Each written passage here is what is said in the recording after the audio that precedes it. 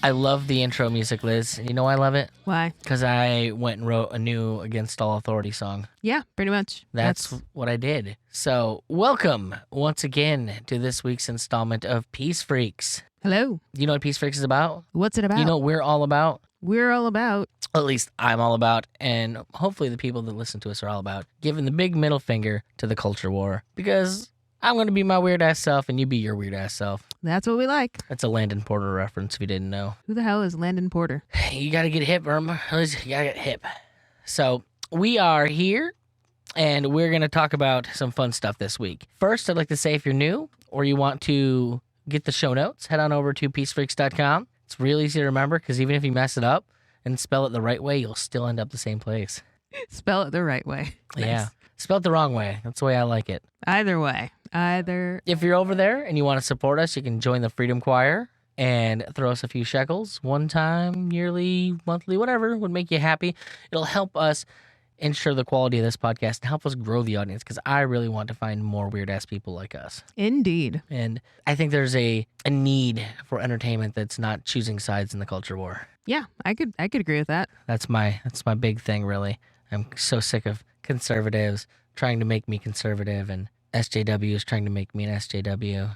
I am neither of those things, and I don't have to be. We should just be people. Cool-ass weird people. Yeah. Or just weird-ass people. Either way. You don't have to be cool. I'm not cool. No, I'm neither. Just weird. So, as we do every episode, I'd like to, let's show a little love. And I like to show a little love by pointing out some podcasts that I like. This week's, let's feature the Vanu podcast. Oh, okay. By Shane Radliff, the same guy behind the Liberty Under Attack publications. Yeah, okay, I can get behind that. You should all probably tweet at and message Shane telling him that that we need to get him on here. I got busy one weekend and had to bail on our interview, sadly. I had to drive back to New York State instead. I was not happy with that, frankly. But we got to do what we got to do. Yeah, sometimes you got to do stuff. Sometimes life is life. So one of the things I wanted to add, kind of moving into the new way we're doing things, has there been anything interesting you've seen going on this week? It's been a pretty crazy week. Sure. We've got like viruses destroying China. There's that. Toppling their economy. There's that. We've got that all being tied into, that big conference they hold every year up in Sweden. Ah, yeah. I think it's Sweden. What's one is that? It could be Sweden.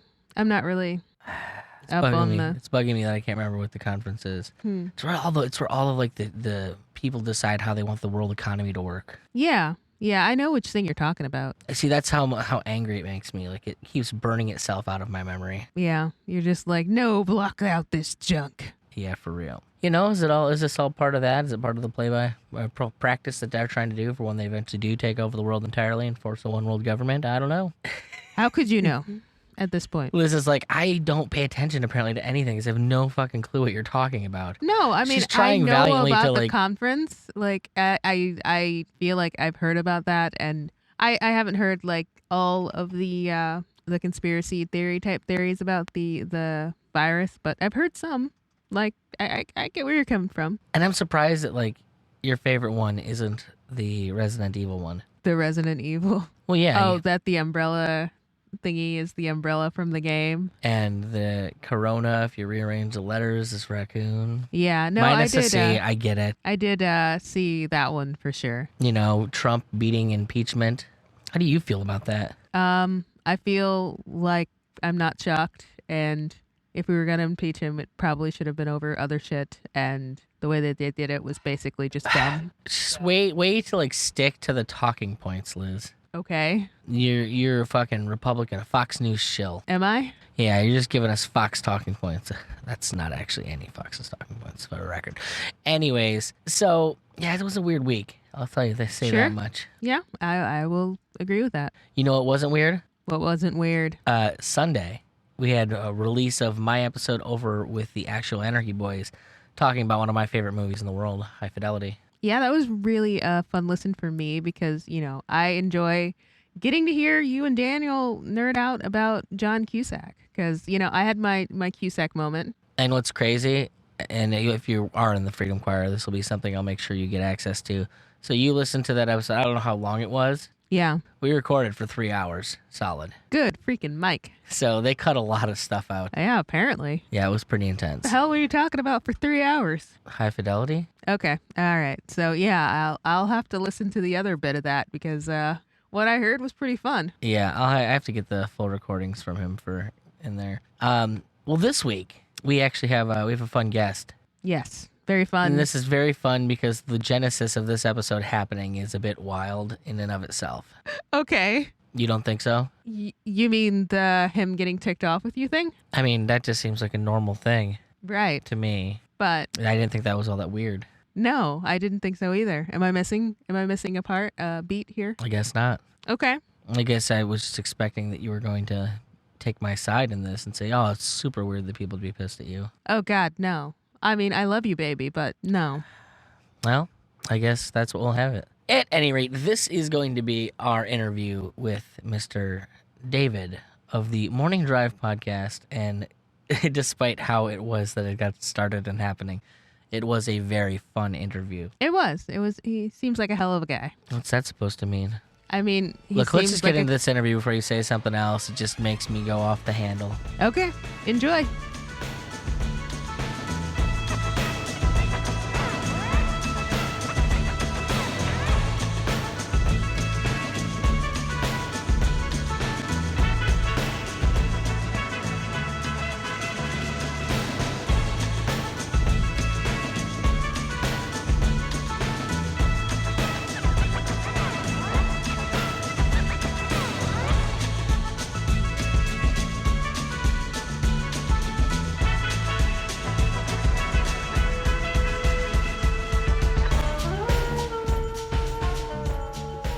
Welcome to Peace Freqs, where we Appreciate it. we talk about peace Mhm. and music. Yeah. And Whatever other thing you might happen to be a freak about or yeah, whatever. I don't know. based on his Twitter, I'm assuming he's a freak for guns. Oh, Yeah, right on. definitely guns. Yeah, if Cam could just keep me from talking about guns, we'd be all right. I'm curious. You come to things from a different perspective than I do. I guess I would consider myself a lefty. I still consider myself a lefty, even if I listen to Tom Woods and all that stuff. They're not taking my lefty cred from me. But you come from it from the opposite side of things, and that's always fascinating to me. It's honestly, it's always been my favorite part of kind of being involved with this whole milieu is that you've got like the Tom Woods Catholics and the weird social liberals like myself who ultimately probably don't see the world ending up the same way ideally, but are completely okay with letting the other one be free to find the world that they want. Exactly. And it's always fascinated me. That's always been my call to this whole thing. And ultimately, I think that's the only real way to find peace is to kind of mind your own fucking business. And let other people mind theirs. Mhm. Yeah. Exactly. Now, how did you kind of find yourself that place? Because in my experience, I find that when people lock into the whole right side of things, they tend to stay there. Is it political reasons you kind of moved, or is it cultural things that caused you to move? Well, honestly, it started back when I was about 8. No, that I wanted to be a cop for like ever. You sound like a Alright. cop, so that's a good start. I went into when I graduated high school. I was even in part of that little they call them the police explorers. It's like for 16-year-olds that want to be cops, and they kind of walk around and patrol. I gotta ask you where this is because this is something I've never fucking heard of in my life. Oh yeah, it's well, I'm in Tennessee, real small town in Tennessee, and Note to self: stay the fuck out of Tennessee. Got a bunch of 16-year-old kids that think they're cops. Fuck that noise. it was like it was like Boy Scouts on steroids, I guess you could say. It's almost like an ROTC for the police. Yeah. Yeah. What we would do is like because you always have police. Wait, let me guess. They give you mace, and then they send No, you no, into no, no, underprivileged no, no. neighborhoods. No, only thing we had was a radio, and there were, and you went in groups of two, and usually all you did was like stay in the parking lots at ball games and shit, right? And I only did that for like a year, and I then I went on and discovered more things like girls, and then whenever I graduated, I joined the army, Okay. and I wanted to be a military police. That's the reason I had a whole dadgum 15-year plan, and I'm not one to plan shit. I mean, I was wanting to go in the military. I was going to go, state police, TBI, and then FBI. I was going the whole gamut, and all of that got washed out right before I got my first order to go to Korea. I got a medical discharge from the army, so that flushed everything down the damn throat. But I got out, got married, had some kids, got a job, and I think it was around, of course there was, 9/11 happened. I had my oldest one was just born, and it was like I was all about the military going out, the military doing their thing and everything. And I want to say it was around 2008 because I never really was political. I just never really Okay. cared, and I was just all patriotic, red, white, and blue, national anthem, good old Tennessee boy. Jerking off to Toby Keith in the bathroom. Oh, see, I never liked Toby Keith. I never did like Toby Keith. Well, at least you got that going for you then.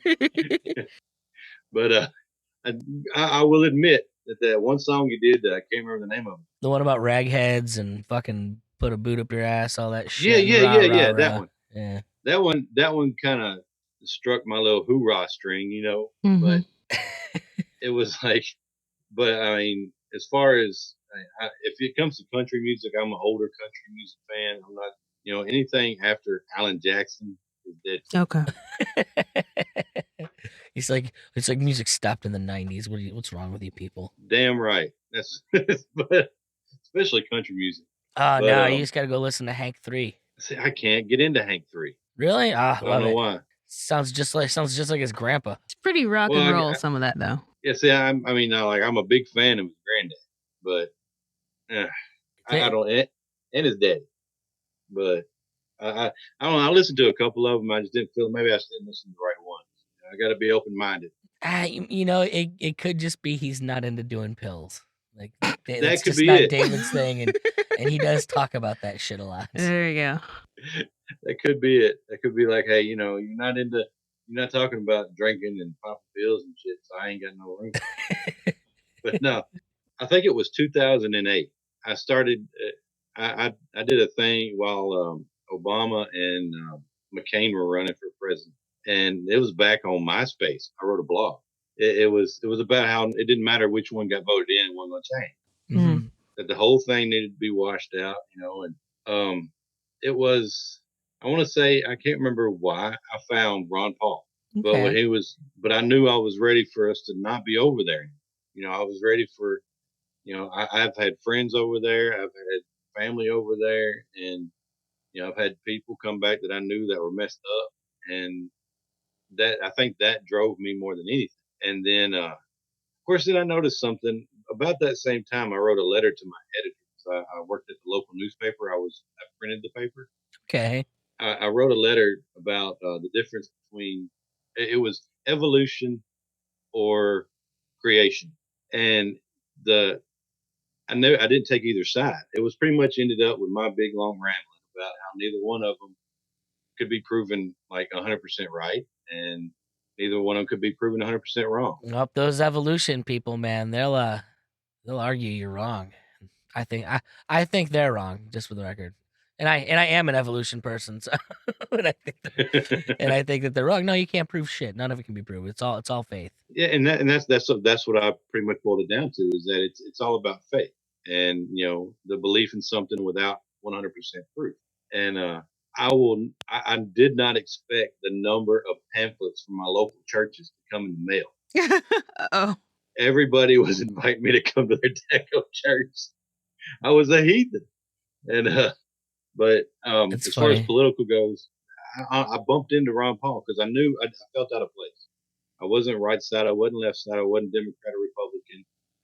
I believed in our ability to protect ourselves and all this stuff, and I believed in but I also believe that I didn't have a problem with same sex marriage and all that crap. It wasn't none of my business as far as I was. Yeah.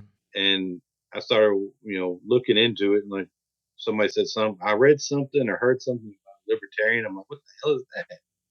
So then I found Ron Paul. I heard his Imagine speech, and that was it. I was hooked from then on. I was like, you know what? I think I found sort of where I belong at.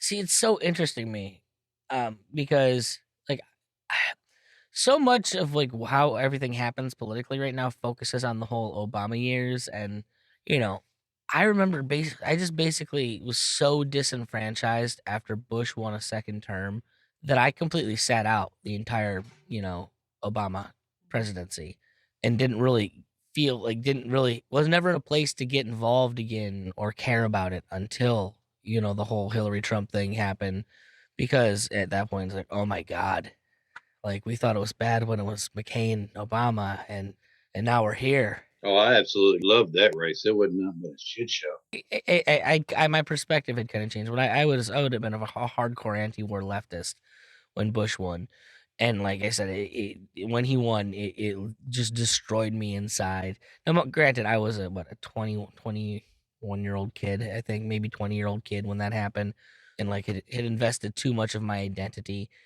in the whole political sphere that I lost my taste for it and got the fuck out. So it's interesting to hear people's stories about the Obama years, because I was just nowhere near it. And like it's you have the whole Ron Paul thing. Like, I completely missed Ron Paul, and I found my way here. As much bullshit as they give him, technically I'm here because of a magician, and I only started listening to the magician because he was an atheist. Huh. And obviously I'm talking about Penn. Well, see, I like Pendulette. I like listening to his stuff. But this, I get you, and all the people I tend to fall in with within like the liberty sphere, they're all Ron Paul people for the most part, and that's, I think, the philosophy that makes the most sense to me. But they have this experience of the quote unquote Ron Paul revolution that I just completely slipped me by. The only experience I had with Ron Paul was a video that he did, I think somewhere around like 2011, on education and why it was so expensive, and what basically why it was such a scam. And I'm pretty sure it was like when Facebook first really started blowing up, and I sent that video to my parents to explain why I couldn't find a reasonable job in economic terms, basically. And then I didn't think of Ron Paul again for another fucking, I don't know, another 10 years. It was I say 10 years. Whatever. It was a long time. It was probably another 5 years. I've had a lot of lives in the past couple years. Right? Just keep reinventing yourself like Madonna. I do. Yeah. Next thing you know, you're going to speak with a fake British accent. No, but I do have a fake Brooklyn accent if I'm drinking. Oh God. So that does happen.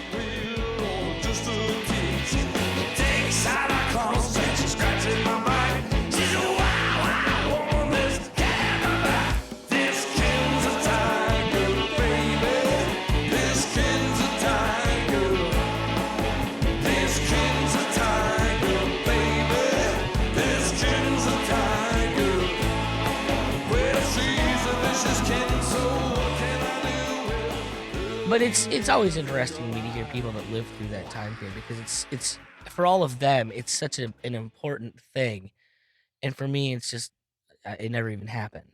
Well, see, I think another thing that got me was I know I said y'all don't need to be voting McCain because see, in '08 I actually supported Obama. I didn't vote for him, but I supported him because I knew with McCain we were just going to stay over there and stay in war. So I was kind of like, I bought into the hope and change thing. Like I said, I wasn't political. I really didn't keep up with what was going on. I didn't know this Obama character. All I knew is that he was saying it was going to be changing. Things were going to change. I was like, well, that's what we need. And a lot of people I know that voted for him felt the same way. And then when it didn't change, we just pretty much had the same old shit. Then, they got disenfranchised or disillusioned by the whole, they saw the man behind the curtain. Yeah.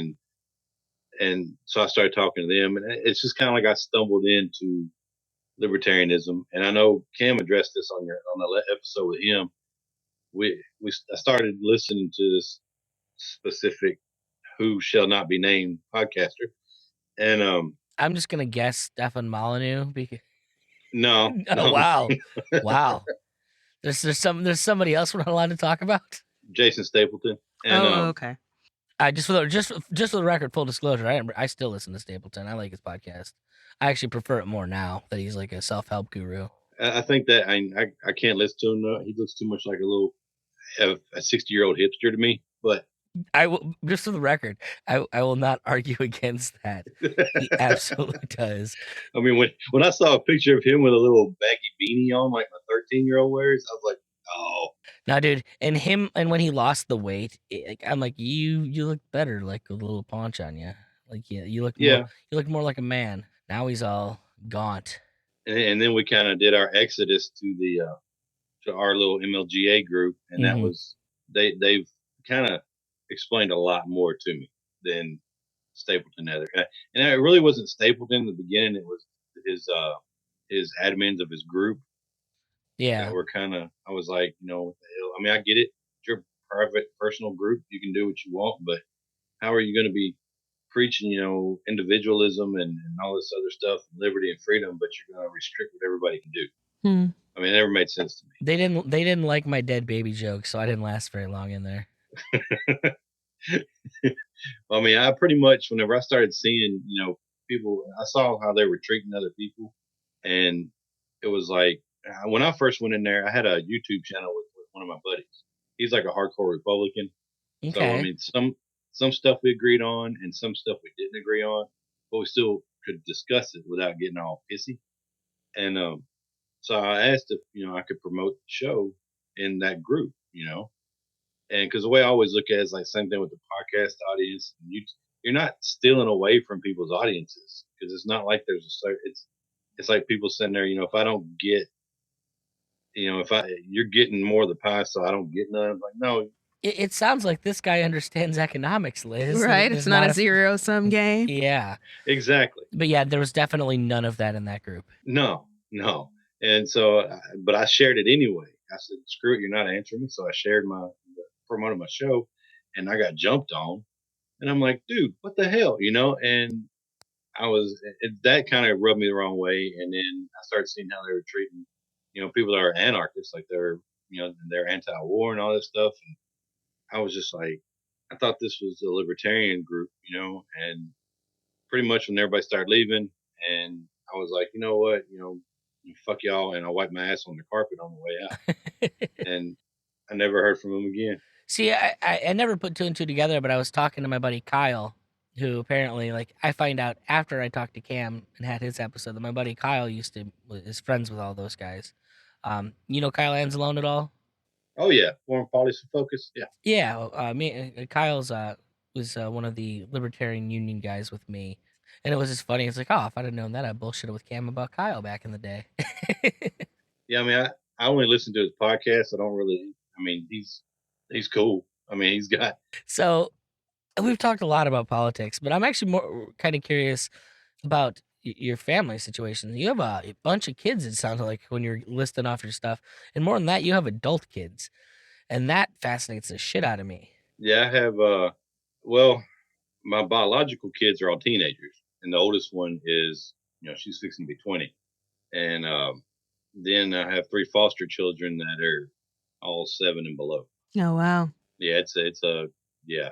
You just missed having little kids that much, huh? She missed having kids that much, and you're a softie and said, okay, whatever. Well, it was kind of a really quick emergency type situation, Okay. and I can't really talk about it too much in Yeah, detail. you're fine.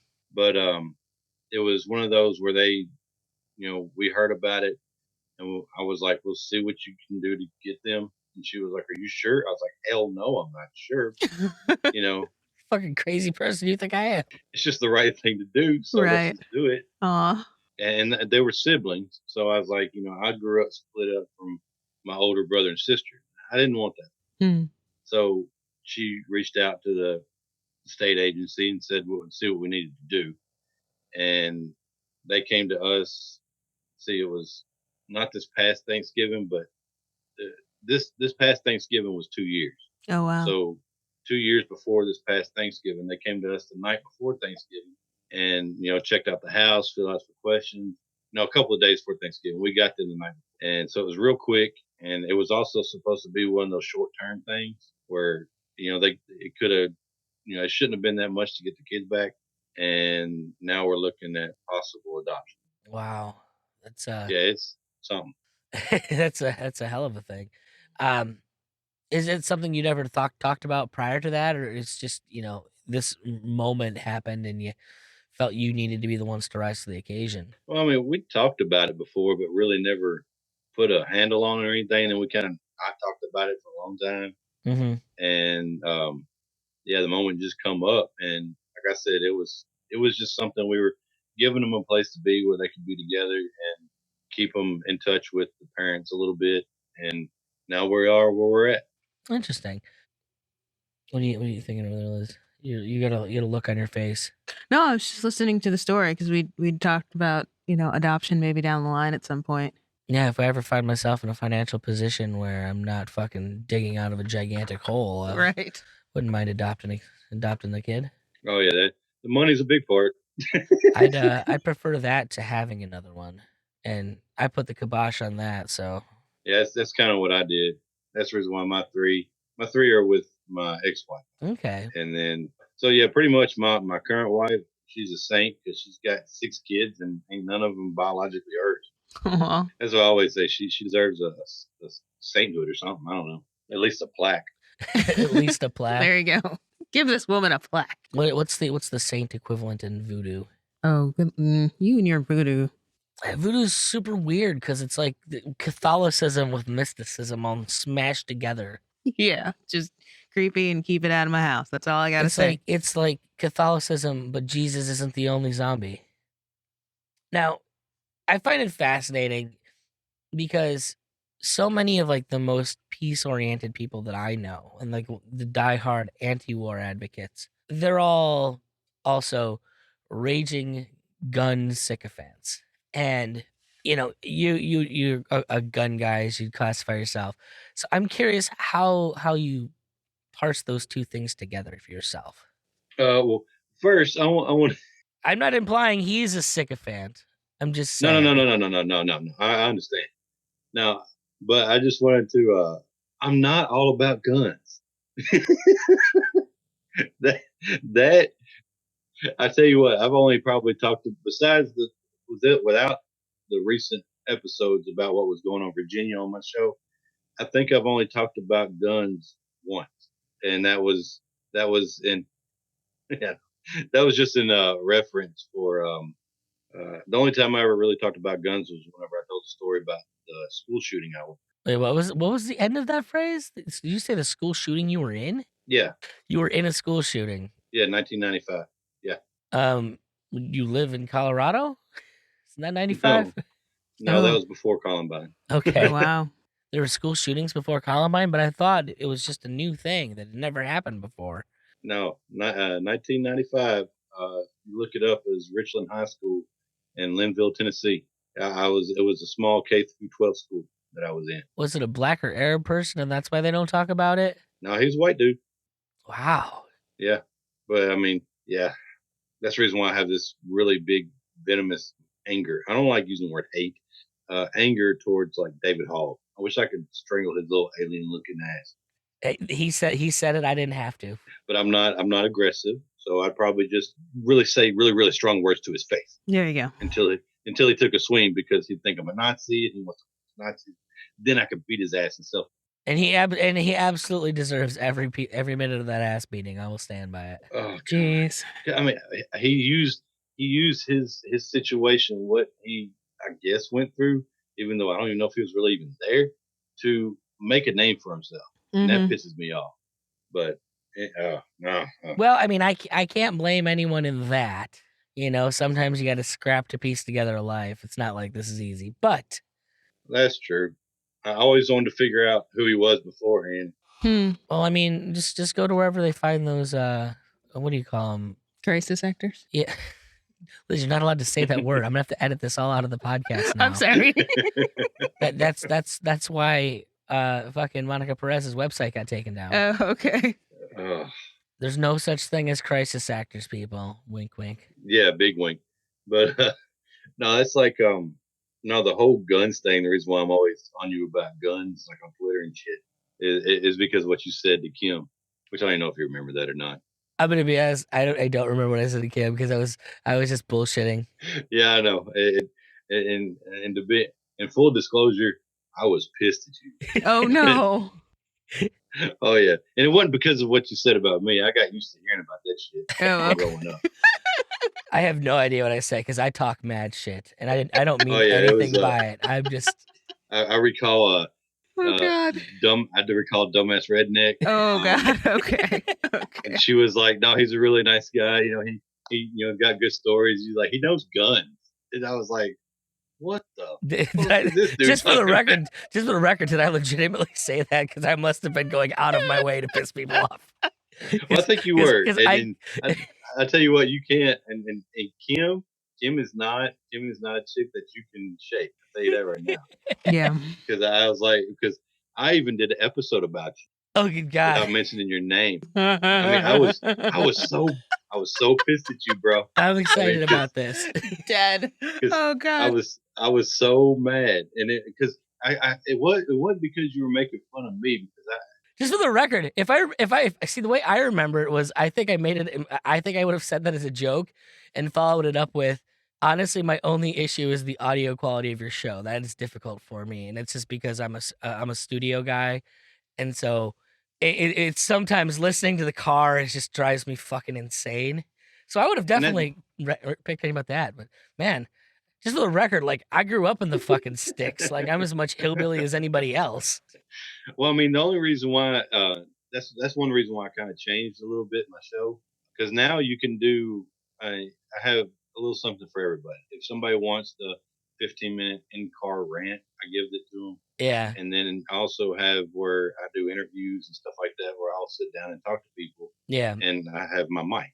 I'm not in my car right now, so it's I wanted to kind of reach a little bit of everybody, but no, and see what, and the reason why, because, and I do, like, if I get triggered, that's the reason why Cam did my intro a while back. It was like rantings and ravings of a pissed off libertarian dad, is because sometimes I do get a little worked up, and I think you found a way to work me up that I've never been worked up before, and because Just for the record, you I'm very, very good at that. Yeah, I was gonna say that sounds like a Nick thing to But do. see, it wasn't like the reason why I was worked up, and it turned out was like I was sitting there going, okay, he's saying shit about me that I've heard a million times. Why am I getting pissed off? You know what I'm saying? So then I started getting mad because I didn't know why I was mad. So then, but then it was I said, and then I listened to the episode of that little. Because it's my smug lefty voice. That's all it is. Well, I listened to that segment again with Kim, and I was like, that's why I'm pissed off, is because of the way he treated my friend. And I knew you were trying to get her and knock her off, rock her a little bit. And I was, and so I got pissed off, and I was like, you know what, I'm gonna make an episode about this douchebag. So How's it going? This is Nicky P, and I wanted to thank you for stopping by our neck of the woods. I sure hope you enjoyed listening to Peace Freaks as much as we enjoy making it. Now, as much fun as it is right now, I know it can be a lot more fun, and the way to make it more fun is to grow that community. Unfortunately for us, growing anything organically on the internet is a thing of the past, and as much as I'd like to dump Irma's college fund into growing the show, that would make me a bad parent.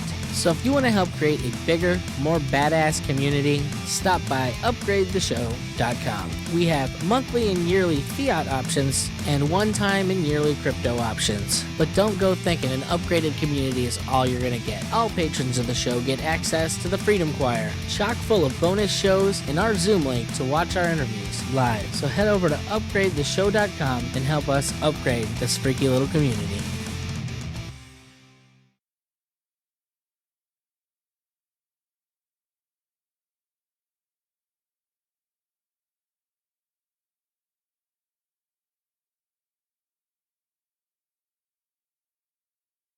I made this episode. I'm gonna have to go back and listen to every episode of this because I'm enough of a fucking sadist. I have to know. And Just so, for the record, I absolutely love Kim. oh no, no, I get And that. if that didn't come across, I was immediately smitten the first fucking episode. The whole muff diving thing. I've been in love since that first time I heard that, and I realized that's all Cam. But I'm like, yes, this podcast is amazing. Listen to every episode since. And Kim and I go way back, so I kind of took that a little. It kind of rubbed me the wrong way, um, It's like to poke the bear. I'll own it. and so I did the episode, and I said I told Kim about it. I was like, I apologize if it seems I was white knighting or something. And she was like, no, you weren't white knighting. I was like, all right. I was like, because this dude really fucking pissed me off. Yeah, that seems like a Nick sort of Oh thing no, to do. that's totally my MO. Mhm. And I'll be honest, I'm happy you did it then, because I'd rather people be honest about anything. I didn't mention your name. I left that out. And then, but all you got to do is I'm gonna be honest. Like, I'm more upset that you didn't like start a serious Twitter feud with me, and we could have built up on this. Like, we could have oh yeah, I know. That's what I kept trying to. slanged some shit and gotten some followers out of it. But I was sitting there going, I was sitting there and I was like, I don't want to mention his name. And so, but all you got to do is look up the episode that says, don't be a twat waffle. I'm gonna be honest. I think I may have actually listened to that episode. Never knew it was all about you. There you go. now, I did another one, don't Can be I- a douchebag. That wasn't about you. Oh, okay. Actually, I think that might have been the one I listened to. I do like the word twat waffle. I should listen to that one. I kind of want to just put it in my feed now. It was a toss up between twat waffle and cunt biscuit. I wish it would have been cunt biscuit, because I've never even heard that one. That's something I've never been called before. So fucking hey, I'll own that. But no, The redneck thing, and I will say this is because, and I've mentioned this to Liz before. I don't know if I've ever mentioned it on the show. There's a line in a Ben Folds 5 song where Ben goes, "And my redneck past is nipping at my heels," and it's always been a line that struck a chord with me because, as much as I might like to come across as more cultured and all that shit, the bottom line is I grew up in a fucking house with a wood stove, and I have been out hunting. I have fired guns, and like, the fact of the matter is like there is a part of me that always is back at that place. Like, if the shit does ever hit the fan, you'll be all right. I've got people with fucking bunkers that they'll never find me. I'm just gonna Oh, yeah. disappear into the mountain Allegheny Hills, and that'll be the last anybody ever has to see of me. So what you're saying is you're just reclaiming the word for your people because you yourself are a redneck. I'm not saying that necessarily, but I'm saying that it does carry a certain term of endearment with me. Okay. The same as white trash does. Because that house with a wood stove was a trailer before we moved in. So, yeah, I don't know. I just like to have fun on the show, and just a few things as much fun as pushing people's buttons for me. Oh, I understand. I was like, because see, she didn't tell me about the episode. I just saw. That's the reason why I was. You just saw Kim shang up and like, what the fuck? Yeah, I saw her and I saw you on the Twitter, and I think you tagged her, and I tagged you. I was like, cool. So I went to it and I listened to it, and I started listening to it, and that's the reason why I commented. That's my girl. Because she's always been my unicorn, and so then I was like, and then I listened to the rest of it, and I was like, well, what the fuck do I know? You know what I'm saying? Well, my unicorn is less unicorny because of that unicorn, because my wife's not a lesbian, so she's only a black libertarian. Oh, sorry, only a black lady libertarian, not a black lady lesbian libertarian. So Kim's kind of stealing her steez. Well, see, that's why and Kim, she was in the MLGA group not the MLGA group. She was in the Jason Stapleton group too. Mm-hmm. And her and I met through there, and she used to have a podcast before, Lesbertarian. Yeah. And she had a podcast before the original Make Liberty Great Again podcast. She did Newborn Libertarian. And she had me on her show whenever I was doing the YouTube channel. Mm-hmm. So, I mean, we kind of, went through this whole thing together for a while. So, yeah, whenever you're trying to, which Kim, she ran for politics. Can't nobody throw her off her game, and because she ran for office, and so when you were trying to, I was just sitting there going, this fucker. You know what Well, I'm she saying? definitely has that on me for sure. Because I'm not as comfortable talking to people. She's really cool. Well, I've always been Yeah. fascinated because even Cam, when I talked to Cam for the first time, like apparently, like we were on people's radar before we ever knew anything. Because he's like, "Yeah, man, people sent me a picture of you guys, and they're like, is this like the Odd World Cam and Oh yeah. and Kim?" And you're like, and I'm like, I don't know who those people would be. Apparently, we've been talking about Liz. We're a thing somewhere in some circles. Oh yeah. All you gotta do is look up hashtag 3 dicks, and you'll see. I think you guys are all cool. All the MLGA folks I've Well, they mentioned like that you've what do you call it? That you'd been doing they I think they were doing like their end of year podcast, and I think felt like they mentioned that you'd been doing this a lot longer than anybody else in the group. And I'm assuming is that through like the YouTube channel? Oh no. I started the morning drive before the network, because the network was my fucking idea. But okay. no, the way that happened was I had my podcast, and then there was some people in the group that had podcasts, and I was like, hey, y'all should start a network, you know, and that's pretty much where I stopped, and Cam and Ryan just took off with it. I mean, it's like I always say, it was my brainchild, but I gave it up for adoption, Nice. and they've done more than I would have ever done with this whole thing. So yeah, Well, like you said, man, you got a bunch of kids, so oh yeah, try as I you ain't got that might, kind of like time. yeah, exactly. Why do you think I do my show in my car? And that's why I say, as much as like I would bug somebody about the audio quality, like I can't dismiss anybody who's doing this, um, the way that they do it, because it's hard to find the time to do this. I have, like, especially with This Week in Liberpods, it's so hard to find the time to want to cut that show together. Believe it or not, the show that is the most work for me is the show that is 90% other people's podcasts. Oh yeah, it seems like you got to do some research. Well, I mean, my podcatcher, anytime I learn of a new libertarian podcast, I just subscribe and put it in there, and I don't listen to everything. I'll just delete the ones that I don't care about. But my podcatcher, I have over 160 podcasts. Wow. So, and then when I listen to, like, when I get a new one, I'll listen to it and I'll try and find a piece in there, but then I got to record it and cut it. And then I got to go through and edit everything and make sure all the cuts are under a half an hour, because I don't like to go over half an hour on the show. But it's like, there's so much like prep time as opposed to just hitting record and then cutting off the ends. Oh yeah. Gotta look up this one, gotta hit play. It's just kind of a pain in the ass. But I mean, to me, it's so important that other people hear the different voices that are out there. Because one of the things I'll stand by is that, the reason that I like Kim's voice so much is because there's nobody else that has that voice. And while hers, from a what would you call it? From an intersectional perspective, is important. The fact of the matter is we all have our own voices that are very important to what we do. You don't talk about this the way I talk about it. And if Liz had her own show, she wouldn't talk about it the way either of us talk about it. Mhm. Yeah, I can see that. So it's like, I want literally everyone who's capable of doing that, even if it is just recording a show on your way to work, to, do it. Because the more people we have doing it and the more voices we have doing it, like, that's going to be our best chance of changing minds, which is really what we need to do. I've been involved with the Mises Caucus, and I'm still loosely affiliated with them. The fact of the matter is, I don't see a libertarian ever winning an election, and if they do, they won't be a libertarian anymore. That's true.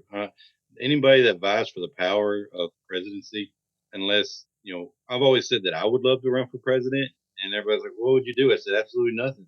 I mean, the first week would be nothing but a house party. Everybody, Biggest house I can think of. You want to see rednecks? I'd be like, everybody bring your grills, bring a whole bunch of food. You have trucks parked in the yard with their grill pulled behind them. I mean, it's Well, kegs. For me, the problem is the only way you can win is with a ton of money, and the only way you're going to get a ton of money is to be bought. So the only Exactly. the only way you're getting let in is if you're not a libertarian. So now I think the libertarian can be useful to preach the message, and for that it's awesome. But when it's all said and done, like that's its value is strictly as an educational tool. But podcasts are also an educational tool. And the more people you have spreading the word, the better chance we have of making the actual change in society that we need to make. And you're building I agree. community, which is nice, you know? And it's actually a really big community, bigger than I ever thought it was. Oh, dude, and especially now that we got those fucking soldier boys coming over. Who? Dude, all the libertarian veteran podcasts that are popping up now. Oh, Like yeah. Veterans for Voluntarism and Biting the Bullet. And I think Biting there's the actually a Bullet, couple yeah. more that are popping up, like smaller ones yet. The more of those to see, the happier I get, because I mean, when you start seeing a critical mass of those, I'm sorry, but all the fucking neocon bullshit goes out the window. I'm like, when you have enough soldiers saying fuck this, they've got nothing to stand on. No, absolutely nothing. So every soldier out there who feels the same way we do, get your voice out there, because you're probably more important than fucking dumb fuck me over here. Like, you guys are the ones that can change the hardest hearts when it comes to this shit bullshit. And see, I noticed that that's another reason why I kind of changed up I don't want to say format of my show, because it never really had a format. It was just kind of, I started playing with it because I didn't want to take myself too serious.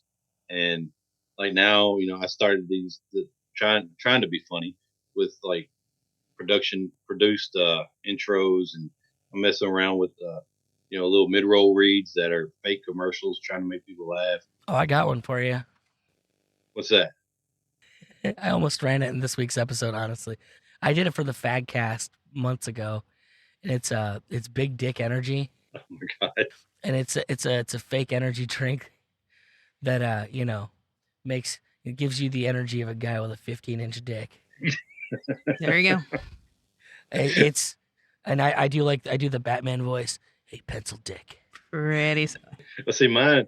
I take real products. Like last week, I think I did Shiwi, and Shiwi? What the fuck is Shiwi? it's like a funnel that a woman can use so she can pee standing up. Oh, okay. Right on. Yeah. And then I did this week I did the potty putter, which is like a little button green that you can use while you're taking a shit. I've seen that. Yes. So I did commercials about that, and I put like sound effects. And I'm gonna be honest, I'm starting to rethink my position on the whole dumb redneck thing now. Well, come on now.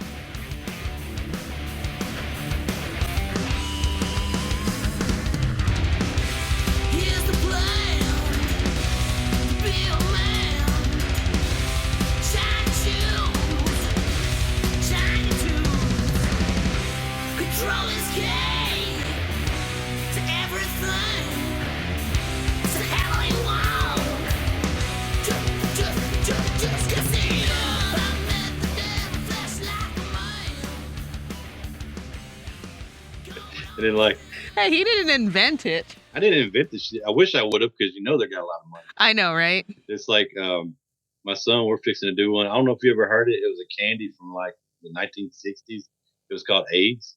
No. It was AIDS. It was a weight loss candy. Oh Oh, God, Jesus Christ. that's awful. I just envision shitting your brains out at all times. And it's like one of the lines from like the people doing the commercial says, why settle with taking diet pills when you can try AIDS? So yeah, I'm doing a commercial for AIDS. That's incredibly offensive, and I love it. That's so awful. Oh my goodness. Well, I've had a lot of fun having you on, David. I I appreciate it. I regret nothing. That time period that you were pissed off, it was totally warranted for the fact that I'm an asshole. And I'm open about being an asshole, so I guess tough titties in that. I love Kim, so whatever it came off as, that is what it is. But thank you so much for coming on. I expect that, you will be on Twitter immediately after this talking about what a fucking prick that guy was and how he represented you so horribly on this show. And then maybe we can get this Twitter beef built up into something like that can do us both some some good. Oh, there you go. Oh yeah, oh yeah. I can always start some drama. I don't give a shit. Worst part is, while I say it, like I totally am not the type that likes drama. I fucking hate it. So I'm like immediately trying to Except for on Twitter. No. I would never intentionally start drama with somebody I actually know Oh, okay. or like have talked to.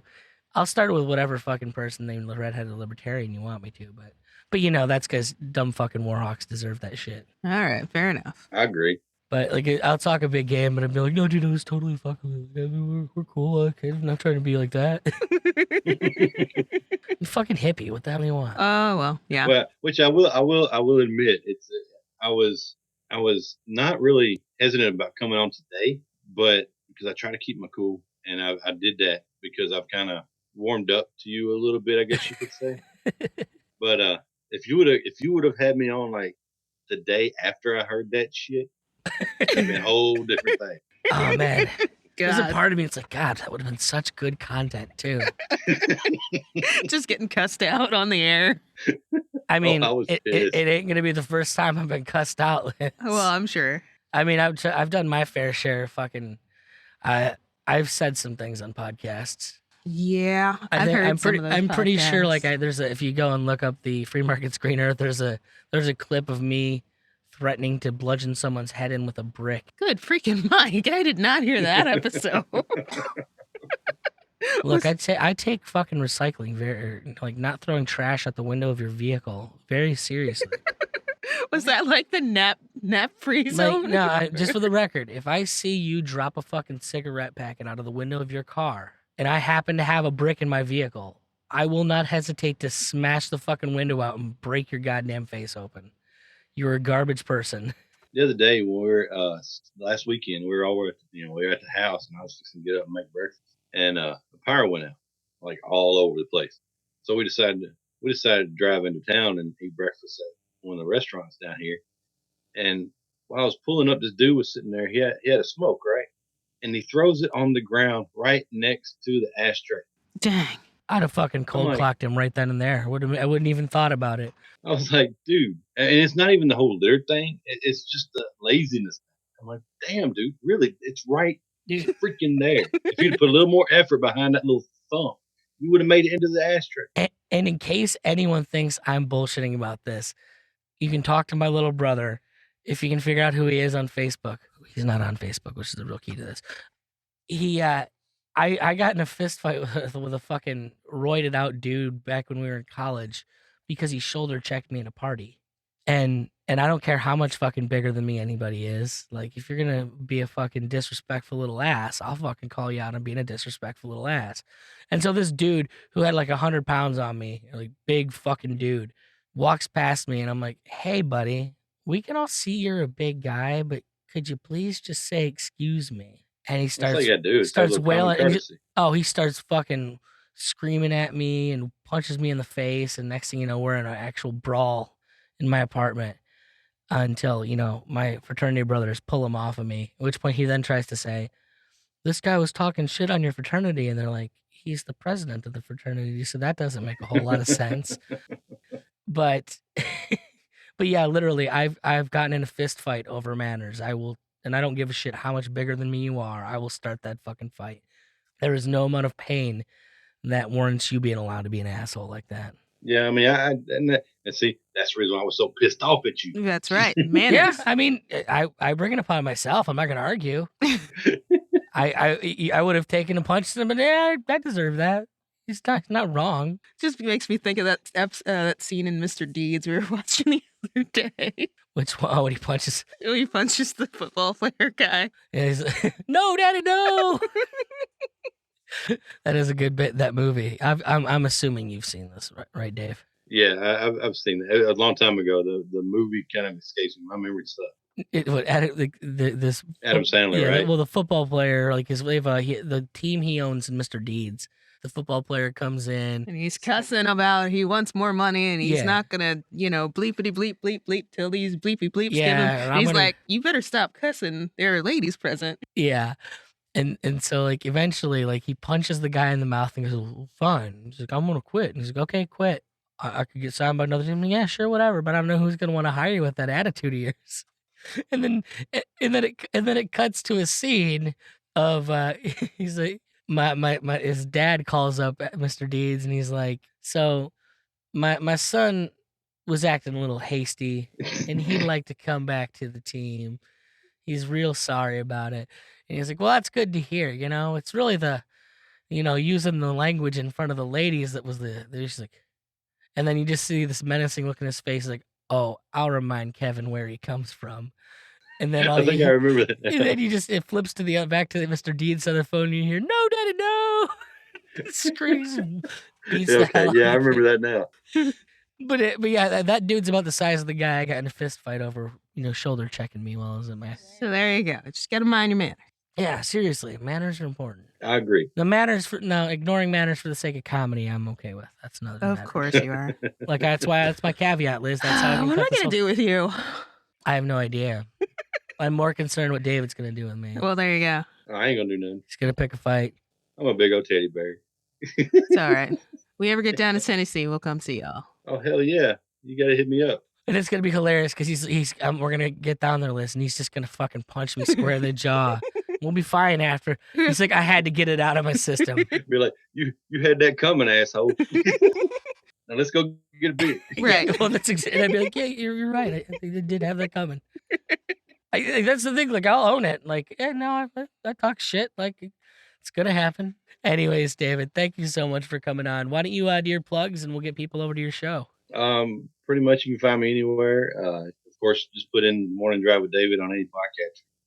Instagram, because I'm a 13-year-old boy, is the Morning Drive podcast. Actually, I've been getting more traffic on Instagram, so I'm not going to down it too much. I love me some Instagram. Instagram is probably one of my favorite ones, just because it's hard to have like actual drama on there. The interface Yeah. is just terrible for like bullshit. Conversations. Yeah. Pretty much, it makes then, conversations real tough. So And Twitter, it's Drive with Dave or Drive with David. Facebook, which I'm hardly ever on, is the Morning Drive with David. That's pretty much it. nice.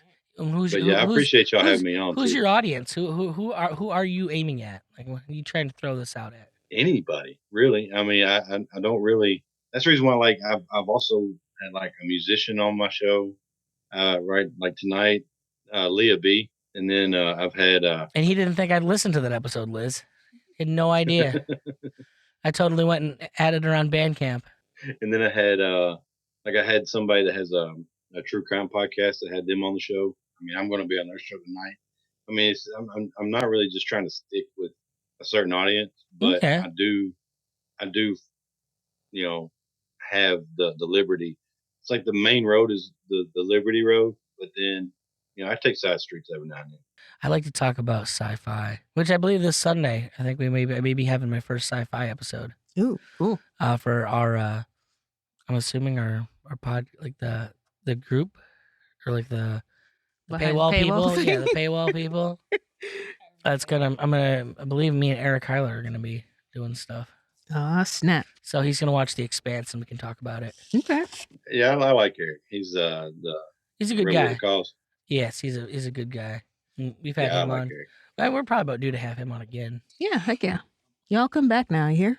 Of course, I do need to get back to work. No, you're good, boss. I was actually curious why you chose to do this in the middle of the day. So That's my lunch break. Oh. And I got free time. Right on. right on. Well, we will let you get going there, boss. And thank you so much for coming on talking to us. All right, I appreciate y'all having me. Take it easy, David. All right, take it easy, brother. Bye.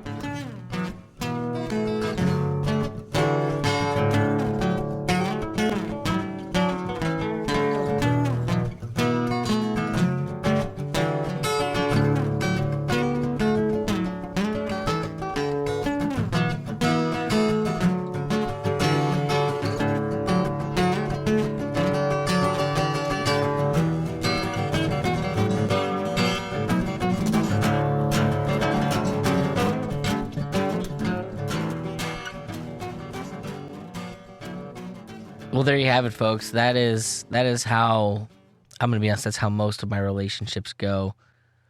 Like, if you could follow it all the way back to high school, like my best friend in high school is a kid who choked me and threw me against a wall the first time I met him.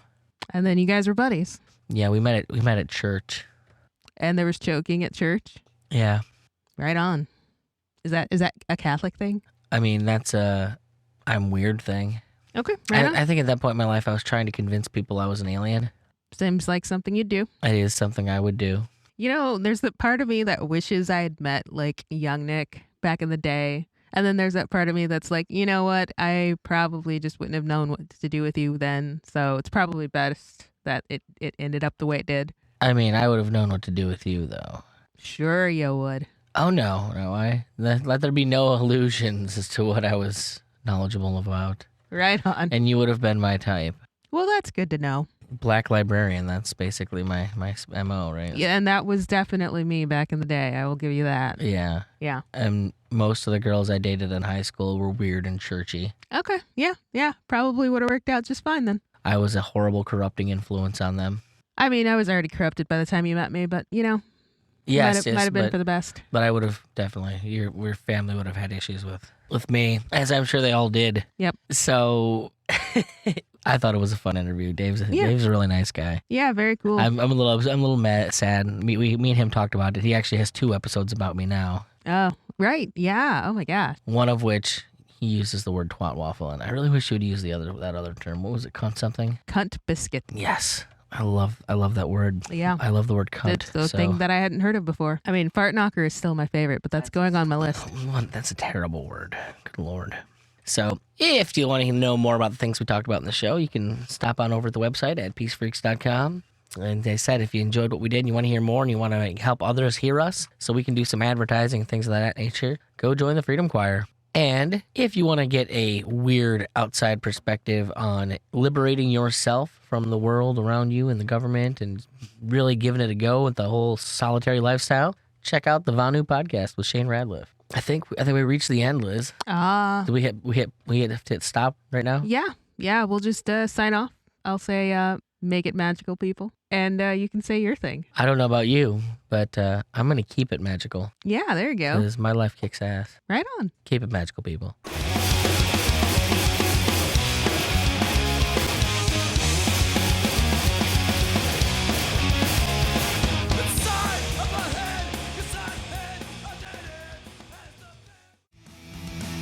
This podcast is a proud creation of the Mad Audio Lab. For more information, check out madaudiolab.com.